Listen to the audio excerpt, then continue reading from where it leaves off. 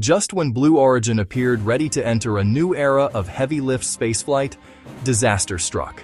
A massive explosion during a New Glenn static fire test sent shockwaves through the aerospace industry. How serious is this failure?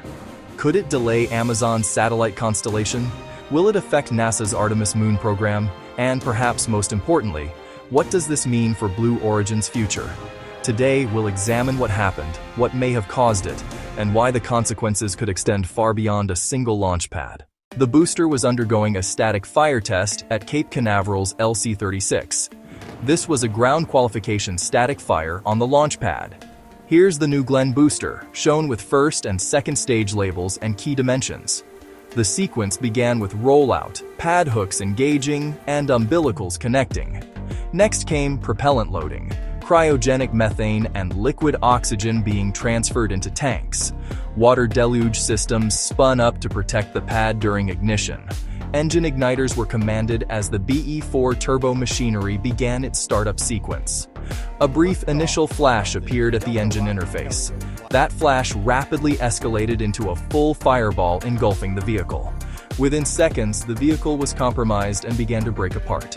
Debris and smoke followed. Emergency response teams arrived immediately and began suppression operations. Fortunately, no injuries were reported. Personnel remained at safe distances and protocols worked. We map possible failure paths with a fault tree analysis to understand how different faults could combine. A tiny pinhole in a cryogenic feed line can produce a high-velocity methane jet and an accumulating vapor cloud. Off nominal mixture ratios during ignition can trigger sudden pressure spikes in the combustion chamber. If a main valve lags its commanded position, it creates flow imbalance and downstream instability. A tank pressurization failure can cause cavitation and dynamic load oscillations that stress the structure. Sensor misreads or permissive logic faults in ground systems can let unsafe conditions progress unchecked. Milliseconds matter. Igniter timing or turbopump spin misalignment can disrupt the entire ignition sequence. Methane and liquid oxygen systems demand extreme precision. A micro-leak can rapidly form a combustible mixture. Static fires are validation steps. Checklists and go-no-go gates are designed to catch faults before launch.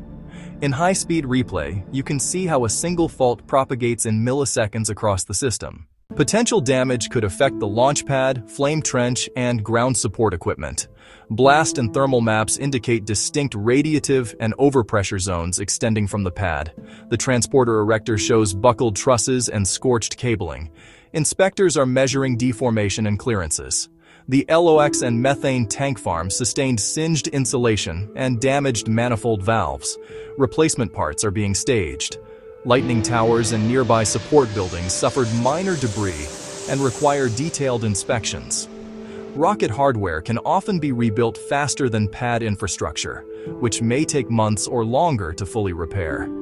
Historical incidents, from Amos 6 to Starship tests, show pad rebuilds can trigger design changes and extended downtimes. Recovery scenarios range from best-case rapid repair to worst-case prolonged rebuild and recertification with multiple dependencies. Amazon's Project Kuiper could see launch cadence slow if planned New Glenn flights are delayed. Commercial satellite operators may face scheduling slips and higher insurance or launch cost pressure after a major provider outage. NASA's Artemis architecture relies on a mix of heavy lift and commercial services. Delays at one node complicate timelines.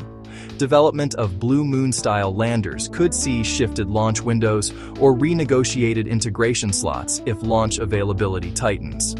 Future lunar cargo missions depend on national launch capacity and the ability to reassign payloads across providers.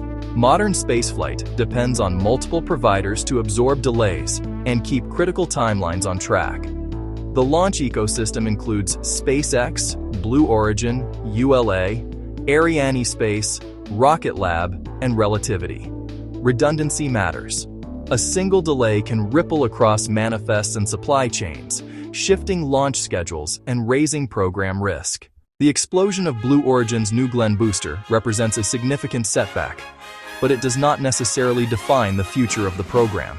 The coming months will reveal what caused the failure, how extensive the damage truly is, and how quickly Blue Origin can recover. One thing is certain, the road to space has never been easy. And every major advancement in aerospace history has been built upon lessons learned from failures.